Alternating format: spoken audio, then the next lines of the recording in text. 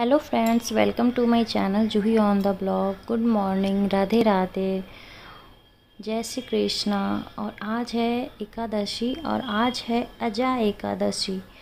तो एकादशी का बहुत महत्व होता है। हर महीने में दो दो एकादशी आती है और एकादशी हमारे जो ठाकुर जी हमारे कृष्ण भगवान हैं और हमारे लड्डू गोपाल हैं, उनको बहुत प्यारा है ये दिन। और इस दिन हमारे ठाकुर जी की ही विशेष रूप में पूजा की जाती है।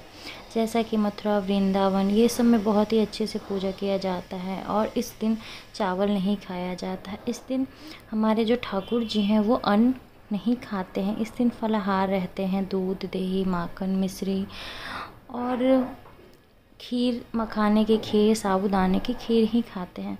तो बहुत सारे लोग फॉलो करते हैं इस चीज़ को और इस दिन लोग चावल नहीं खाते हैं।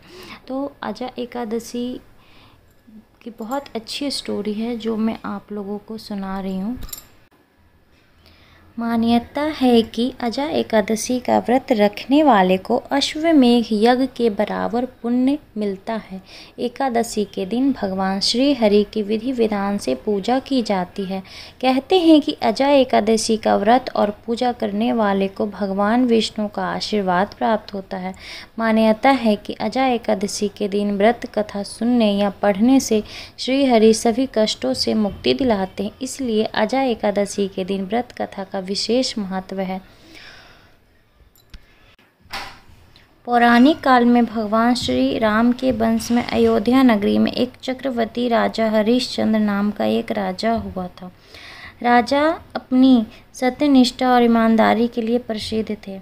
एक बार देवताओं ने इनकी परीक्षा लेने के लिए योजना बनाई। राजा ने स्वप्न में देखा कि ऋषि विश्वामित्र को उन्होंने अपना राजपाट दान कर दिया है। सुबह विश्वामित्र वास्तव में उनके द्वार पर आकर कहने लगे कि तुमने स्वप्न में मुझे अपना राज दान कर दिया है। राजा ने सत्यनिष्ठा व्रत का पालन करते हुए संपूर्ण राज विश्वामित्र को सौंप दिया। दान के लिए दक्षिणा चुकाने हेतु राजा हरिश्चंद्र को पूर्व जन्म के कर्म फल के कारण पत्नी, बेटा एवं खुद को बेचना पड़ा। हरिश्चंद्र को एक डोम ने खरीद लिया जो शमशान भूमि में लोगों के दाह संस्कार का काम करता था। स्वयं वह एक चंडाल का दास बन गया। उसने उस चंडाल के यहाँ कफन लेने का काम किया, किंतु उसने इस आपत्ति के काम में भी सत्य का साथ नहीं छोड़ा। जब इसी प्रकार उसे कई वर्ष बीत गए तो उसे अपने इस नीच कर्म पर बड़ा दुख हुआ और वह इससे मुक्ति होने का उपाय खोजने लगा।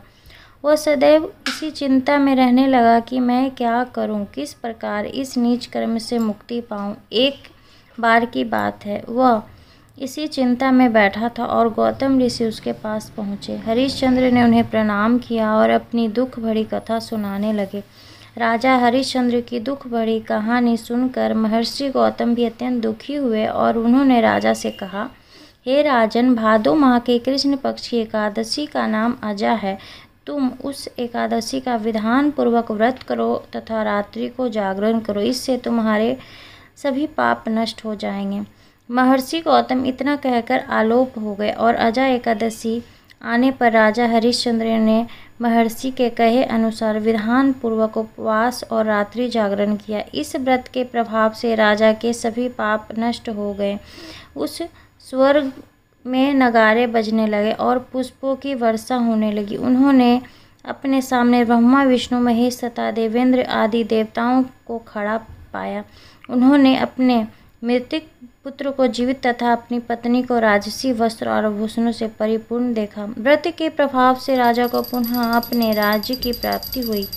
वास्तव में एक ऋषि ने राजा की परीक्षा लेने के लिए यह सब कौतुक किया था, परंतु अजा एकादशी के प्रभाव से ऋषि द्वारा रची गई सारी माया समाप्त हो गई और अंत समय में हरिश्चंद्र अपने परिवार से स्वर्ग लोक को गए।